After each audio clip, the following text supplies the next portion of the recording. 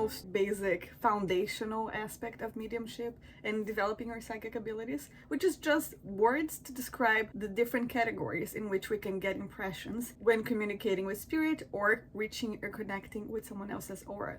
So we have 4 most commonly known clairs, which are the main ones. We have clairvoyance, which is clear seeing, when we see in our minds. It's all like daydreaming, basically, the way that we get those impressions and those informations. So clairvoyance is when we clearly see. Clairaudience is when we clearly hear things in our minds, again, dreamlike still. Clairsentience is when we clearly feel things, and it could be physical sensations or emotional sensation. And the last one is claircognizance, which is clear knowing, is when you just know. It just gives you this clear grounding and still knowing without anxiety, without the fear. If we had the knowing with the fear, that is just anxiety, that is not our intuition. So we just have to be careful to separate some of that. And the way to apply those clairs into our readings.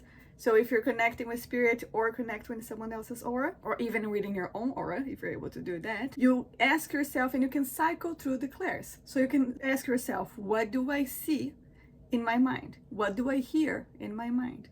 What do I know in my core, you know? And what do I feel? How do I feel in the emotion aspect? What do I taste? What do I smell? How does it feel to the touch, like the roughness of something potentially? And we start stacking evidence and information when we're doing mediumship readings to better give evidence, clarify, so the sitter can understand who is the spirit that is coming forward wanting to connect with them. Cycling through the clairs can be extremely helpful when you're feeling stuck and you feel like there's no new information coming when you're reading, when you're doing mediumship or aura readings. So you could just cycle through it and think, what do I see? What do I taste? What do I smell? What does this feel like emotion-wise? What do I hear, for example? And what do I know in my core? I know. And sometimes another tip would be also starting the sentence and just writing down or saying what comes up without thinking. Don't let the brain, the working rational brain, get in the way. We want to work with intuition, which is very fast, it's very quick, and it's a whisper. It's just as subtle as a whisper. We're not necessarily gonna get really intense emotions. Sometimes we do, sometimes we can get the physical sensations as well. We could get dizzy, we can even get physical sensations like feeling sick potentially. We can also cry when we're doing readings because we're feeling the sensations and the emotions of spirit. The better your blending with spirit is, the more enhanced those sensations might be. And if that is too intense and overwhelming, you can always ask spirit to take a step back so you don't feel so strongly, but still clear enough so you can still understand and translate that information to the sitter. Those are the 4 clairs. I hope this was helpful and hopefully clarifying. Let me know if you guys have any questions, write them down below. I'll be happy to help out if anything is unclear.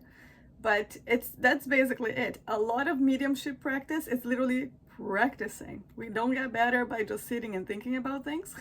We get better by doing it, putting action into the thoughts, right? If you're practicing, if you're starting up, don't feel discouraged at the beginning. It's a bit confusing. It does feel like you're just making stuff up.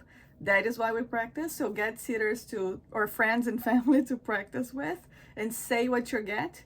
And you can practice with yourself. You can practice with your spiritual guides as well. You can also do practices like sitting in the power and communicating with your spiritual guides. If you feel like some of the clairs tend to be stronger than others, which is part of the development of any medium, you will notice that your mediumship journey will change over time. You're going to feel like different clairs will resonate or get stronger over time or lighter. There will be not as much emphasis in some of those. That's not to say that you're getting worse at it or losing your abilities by any means. It just means that we, like just as humans keep changing with the inconsistency of life, so does our mediumship abilities, and they evolve over time. So you might start hearing or seeing things very clearly, but then you lose the intensity of that and then you start knowing things very clearly. So it can change as you're progressing through your journey, but make sure that you're just trusting the process.